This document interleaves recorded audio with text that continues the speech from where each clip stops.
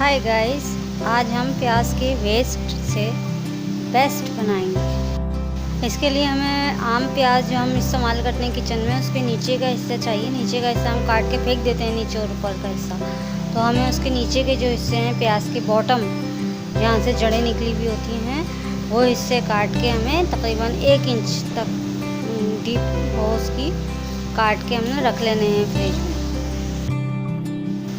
मैंने 4 प्याज़ों के bottom part को फ्रिज में रख दिया था, थैली में बंद करके 4-5 दिन के लिए। उसके बाद उसमें नई रूट्स निकल आई हैं।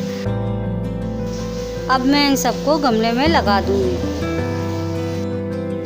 इसके लिए हमें गमला तैयार करना है। गमले में पहले एक ठीकरी रखेंगे हम, उसके बाद इसमें थोड़ी सी मिट्टी डाल के उसको प्रेस कर देंगे। आधे गमले को अच्छी तरह उसको टाइट कर देंगे। अब हम पूरा गमला मिट्टी से भर देंगे।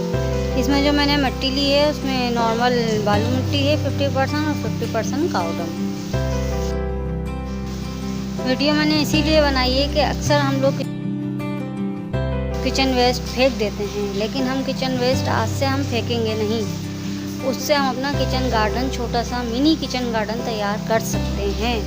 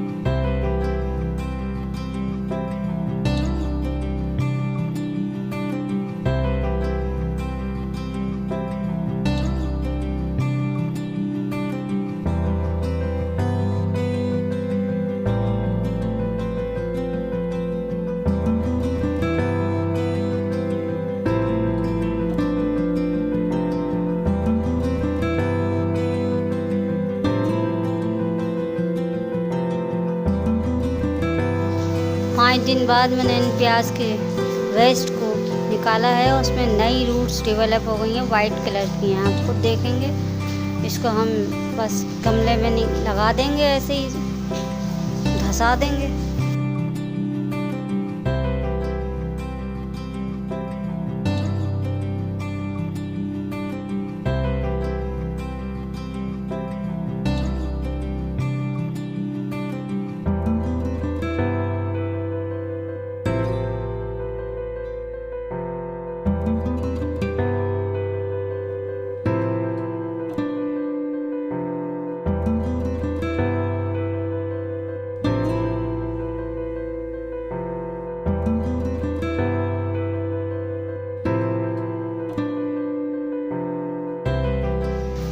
प्याज के वेस्ट लगाने के बाद हम इसमें भरपूर अंदाज में पानी देंगे शावर से, और इसको बाहर लॉन में ऐसी जगह रख देंगे जहाँ से 2 से 4 घंटे तक धूप आए।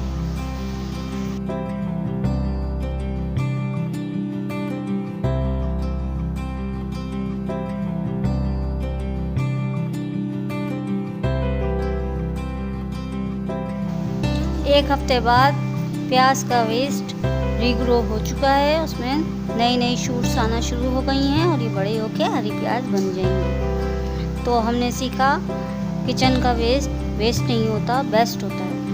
अगर हम थोड़ी सी मेहनत करें और इसको रीग्रो करना चाहें तो हरी प्याज हमें आराम से हमारे घर में ही मिल सकती है। अंडे में डालें, खागीना बना लें, बहुत कुछ बन सकता है। इसी तरह से हम अपना छोटा सा किचन गार्डन अपने घर में ही 2-4 गमलों में तैयार कर सकते हैं। आगे चल के ये हमें ही फ़ायदा देगा। अपने हाथ से लगाई हुई चीज़ों का स्वाद ही अलग होता है। आप लगा के देखें, और मज़े उठाएं।